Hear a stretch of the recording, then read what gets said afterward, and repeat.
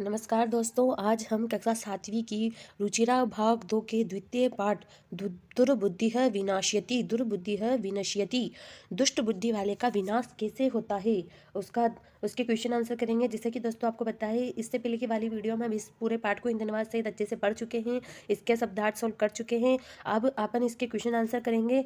तो चलिए आगे बढ़िए दोस्तों। मुझे आशा है कि आप लोगों ने इस पाठ को और एक बार अच्छे से पढ़ के इसको ढंग से याद कर लिया होगा। तो आपको, अगर आपने इसको ढंग से पढ़ा होगा, मैंने पढ़ाया तब भी क्लास में भी ढंग से पढ़ा होगा, तो आप लोगों को ये क्वेश्चन आंसर आसानी से समझ में आ जाएंगे। ओके, तो चलिए पहला क्वेश्चन क्या है। उच्चारणम कुरुत मतलब उच्चारण कीजिए। ये कुछ अक्षर आपको नीचे दिए हुए हैं, इन शब्दों का अपन को शुद्धता से, एकदम शुद्धता से इसका उच्चारण करना है। तो चलिए कीजिए।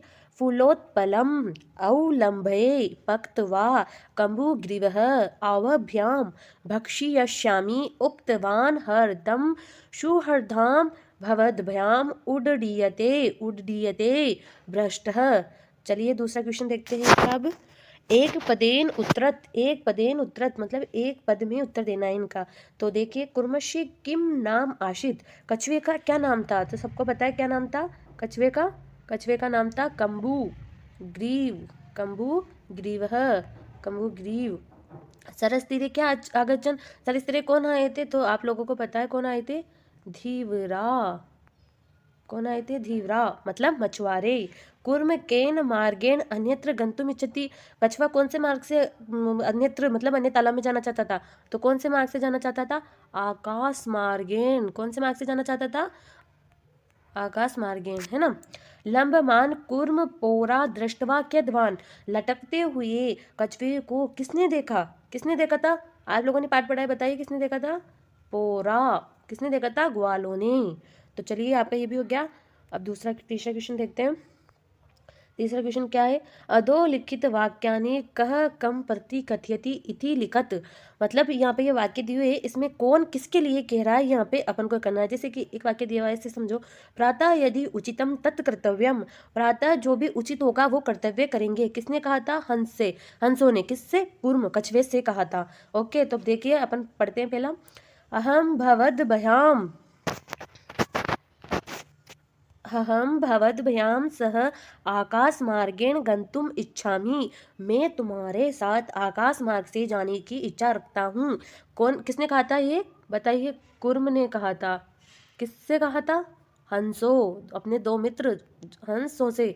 कौन थे? संकट और विकट नामक दो मित्रों से। अत्र का उपाय, इसका क्या उपाय है? ये किसने कहा? ये हंसों ने कहा। किससे कहा?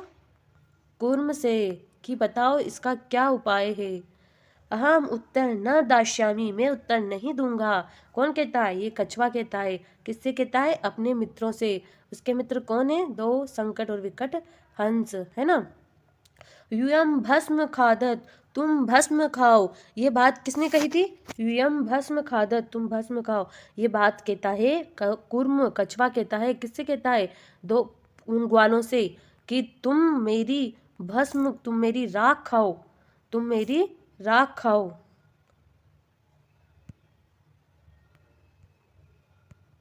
कि तुम मेरी राख खाओ, जब वो उसे कहते हैं ना, मैं पका के खाऊंगा ऐसे, तो तब वो कहता है।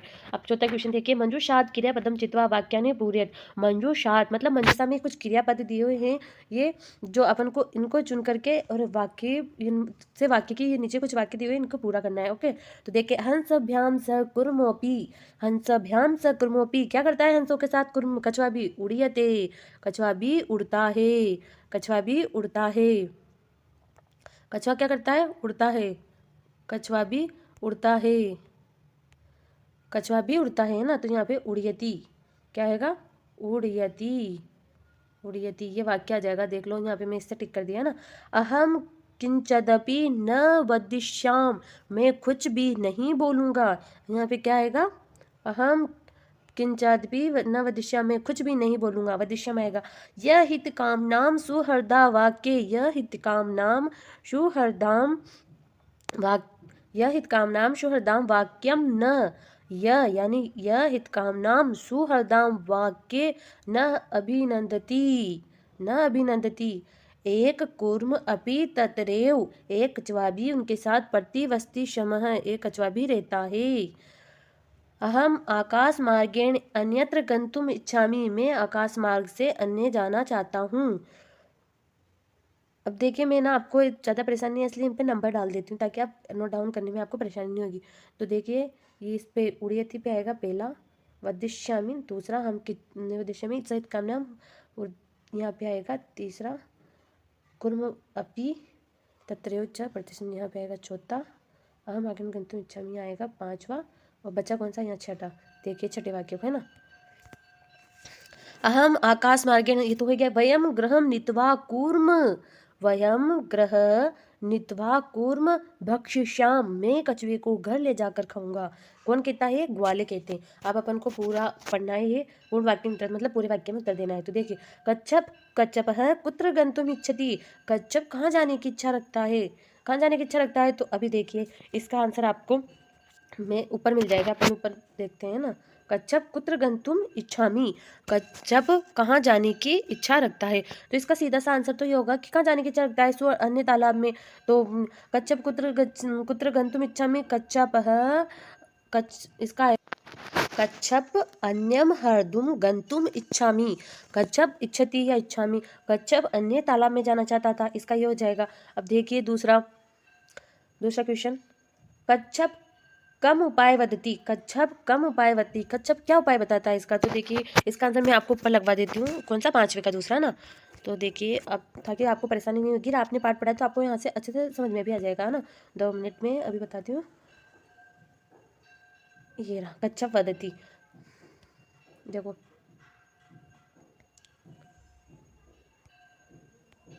कच्छप वदति युवाम काष्ठदंडम एकम चंचवा धारितम, कच्छप कहता है, उपाय बताते हुए कहता है। हंस पूछते हैं कि क्या उपाय, तो कछुआ उपाय बता रहा है। देखिए युवाम काष्ठदंडम एक चंचवा धारितम, युवाम यानी तुम, काष्ठदंडम लकड़ी के डंडे को, एक लकड़ी के डंडे को, जंचवाम धारितम चोंच में धारण करो, अहम काष्ठ मध्य अवलंबे, मैं काष्ठ मध्य मतलब काष्ठदंड मध्य लकड़ी के डंडे के बीच में लटक कर, युवाम पशबलेन सुकेन गश्यामी, मैं तुम्हारे साथ सुखपूर्वक आकाश में उड़ूंगा। ये बात कौन कह रहा है? कछुआ उपाय बता रहा है उनको। तो ये कौन सा था? पांचवे का दूसरा है ना, पांचवे का आप लोग लगा लेना है ना, यहाँ से यहाँ तक। चलो अब दूसरा देखते हैं, पांचवे का तीसरा, लंबमान कूर्म दृष्ट्वा पोरा किम उदन, लटकते हुए कछुए को देखकर, पोरा किम उदन मतलब ग्वाले क्या बोले, लटकते हुए कछुए को देखकर ग्वाले क्या बोले। अब इसका भी मैं आपको ऊपर लगवा देती हूँ, इसका भी देखना ताकि आपको परेशानी नहीं आएगी बिल्कुल भी। लंबमान कूर्म, अभी देख लिया ये पेज नंबर, इस पे आपको ही मिल जाएगा, ये देखो यहाँ पे एव कार्य में लंबान कुंभ पौरपशन पश्चात अध्वान, उन्होंने क्या कहा, देखो ये कहा उन्होंने, अध्वान अवधनम च, उन्होंने कहा अहो महद आश्चर्यम, देखो बहुत बड़ा आश्चर्य है, बहुत बड़ा आश्चर्य है, हर्षभ्याम सह कुर्म अपि उड़यते, हंसों के साथ कछुआ भी उड़ रहा है। किसने कहा था ये लटकते हुए कछुए को देखकर? ग्वालों ने कहा। किसने कहा? पोरा अपश्यन इन्होंने कहा। तो आप इसका यहाँ से, वैसे तो इसका यहाँ से मान सकते हो, पर इसको आप यहाँ से और यहाँ तक ही हो जाएगा, पांचवे का तीसरा है ना। कूर्म मित्रियो वचन विस्मृत्य किम अवदत्, कूर्म मित्रों के वचन को भूलकर क्या बोला, जब वो ग्वाले उसको कह रहे थे ना, वो उसको उड़ता हुआ देखकर कहते हैं, एक कहता है कि अरे अगर ये कछुआ गिर गया तो मैं तो इसको यहीं पर मार के खाऊंगा, इसको मार के पका के खाऊंगा। एक कहता है कि मैं इसको तालाब के किनारे ले जाके इसको भून कर खाऊंगा। एक कहता है कि अरे मैं तो इसको घर ले जाके खाऊंगा। तो कछुआ क्रोधित हो जाता है और अपने दोस्तों की, अपने मित्रों की बात को वो भूल करके कहता है, युयम भस्म खादत, तुम मेरी राख खाओ। कछुआ क्या कहता है? यूयम यूयम भस्म खादत, तुम मेरी राख खाओ। कौन कहता है ये बात? कछुआ कहता है ना। इसका भी मिल जाएगा आपको आराम से। अब देखिए घटना के अनुसार वाक्यानि लिखत, इसमें अपन को घटना के अनुसार वाक्य लिखने हैं। तो इससे पहले, सबसे पहले तो अपन को इसे पूरा पढ़ना होगा। इसको पढ़ के, क्योंकि अपन ने पाठ पढ़ा हुआ था, अपन को पता है कि कौन किसके बाद कौन सी घटना आएगी, तो अपन इसको पहले हिंदी अनुवाद सहित पढ़ेंगे, फिर इसके बाद में जमाएंगे, ठीक है। तो देखिए कूर्महंसयो सहायता आकाश मार्गेण आगच्छत, कछुआ हंसों की सहायता से आकाश मार्ग में आया। पोरा अकथयन वयम पतति कुर्म खादिष्याम। पोरा ग्वाले कहते हैं कि वयम हम, अगर ये गिर गया तो इसको पकाकर खाएंगे कछुए को। कुर्म हंसो ज एकस्मिन सरसे निवसन्ति शम। कुर्म और हंस दो, कुर्म और हंस दो एक ही, कुर्म और हंस एक ही सरसी मतलब तालाब में रहते थे। किंचित धीवरा सरस तीरे आगछन। कुछ कुछ मछुआरे तालाब के किनारे आए। कुर्म अन्यत्र गंतुम इच्छामि। कुर्म कछुआ अन्यत्र जाने की इच्छा रखता है। लंबमान कुर्म दृष्टवा पोरा धवान। लटकते हुए कछुए को देखकर पोरों ने मतलब ग्वालों ने कहा, कुर्म आकाश पतति, कुर्म आकाश पतति पोरे मारितश्च। अगर कुर्म आकाश से गिरा तो उसको पोरे मतलब ग्वाले मारेंगे।